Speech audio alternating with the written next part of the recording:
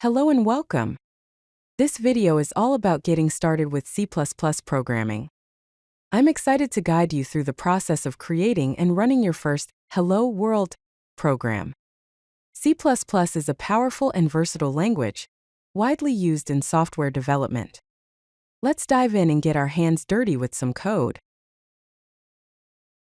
Before we write our first C++ program, let's review the tools and basic knowledge you'll need. First, you'll need a C++ compiler, such as GCC, Clang, or MSVC. These compilers translate your human-readable code into machine-executable code.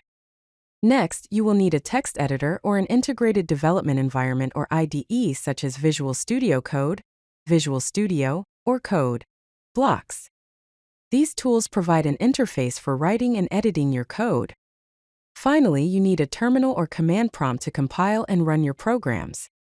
As for basic knowledge, it's helpful to have an understanding of basic programming concepts, such as variables and functions. Familiarity with command line operations will make compiling and running programs much easier. Also, knowing about file systems and paths is important for navigating to your source code. Alright, let's get to the exciting part. Writing your first C++ program. Here's the classic Hello World program. First line is a comment.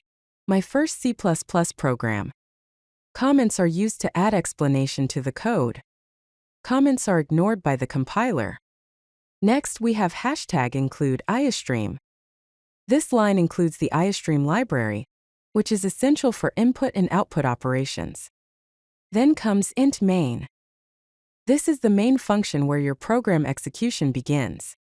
Inside the main function, we have another comment, print message to console. Then there is std, cout, hello world, std, endl. This line prints hello world to the console using the cout object from the standard namespace. Finally, return 0 indicates that the program has executed successfully. This simple program demonstrates the basic structure of a C++ application. Let's break down the key components of the Hello World program. First, #include IOStream includes the input-output stream library, which is essential for handling input and output operations in C++. Next, int main is the main function. Program execution always begins here. Next, std:* is the namespace prefix for standard library components. The standard namespace contains standard functions, objects, and classes. Cout is the console output stream object, used to print text to the console. The stream insertion operator represented by two less than symbols, is used for outputting data to the console. Endl ends the current line and flushes the stream, ensuring that the output is immediately displayed. Finally, return 0 indicates successful program execution. Curly braces define the function body, enclosing the code that will be executed when the function is called. Now that we've written our first program, let's see how to compile and run it. First, save your code in a file with the .cpp extension. For example, hello.cpp. Next, open your terminal or command prompt. Then, navigate to the directory where you saved your file using the cd command. The cd command is the change directory command. Now use a C++ compiler to compile your code.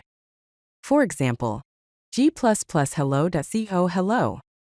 This command tells the g++ compiler to compile hello.cpp and create an output file named hello. Finally, execute the compiled program. On Linux or Mac, you will type /hello. On Windows, you will type hello.exe. After compiling and running your program, you should see the output, Hello World, displayed in your terminal.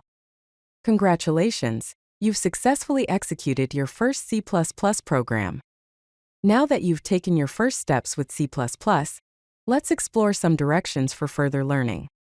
Start with learning about variables and data types. Then, explore input using CIN. CIN is used to take input from the user. Study control structures such as if statements and loops. Then, practice with more examples to solidify your understanding. Try understanding functions. Functions are reusable blocks of code that perform specific tasks. Finally, learn about arrays and vectors. These are used to store multiple elements. If you like this video, hit that like button and don't forget to subscribe. Visit CodeLucky.com for more such useful content.